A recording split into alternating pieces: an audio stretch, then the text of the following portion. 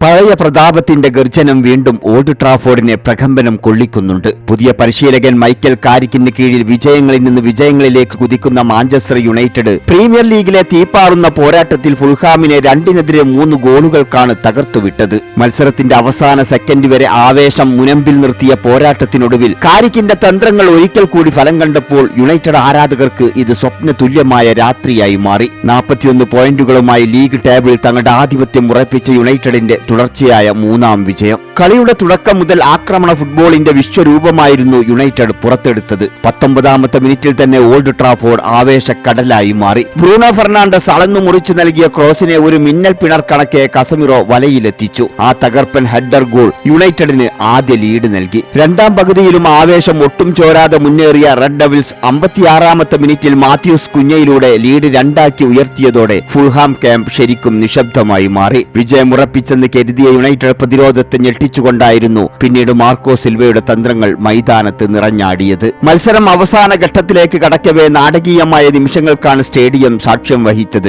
85ാമത്തെ മിനിറ്റിൽ ലഭിച്ച penalty ലക്ഷ്യത്തിലെത്തിച്ച് Raul Jimenez ഫുൾഹാമിന് ജീവൻ നൽകി. ഇഞ്ചുറി ടൈമിന്റെ ആദ്യ മിനിറ്റിൽ കെവിൻ കൂടി ഗോൾ നേടിയതോടെ സ്കോർ 2-2. സമനിലയുടെ നിരാശയിലേക്ക് യുണൈറ്റഡ് വീഴുമെന്ന് തോന്നിയ നിമിഷം. എന്നാൽ തോൽക്കാൻ മനസ്സില്ലാത്ത കാരിക്കിന്റെ പോരാളികൾ അവസാന നിമിഷം വരെ ആഞ്ഞുപിടിച്ചു. 94ാമത്തെ മിനിറ്റിൽ സ്റ്റേഡിയത്തെ പ്രകമ്പനം കൊള്ളിച്ചുകൊണ്ട് ബെഞ്ചമിൻ ഷെസ്കോ ആ നിർണായക ഗോളും നേടി. ബ്രൂണോ ഫെർണാണ്ടസ് ഒരിക്കൽ കൂടി വിജയശില്പിയായപ്പോൾ യുണൈറ്റഡ് അവിശ്വസനീയമായ വിജയം കൈപ്പിടിയിലൊതുക്കി.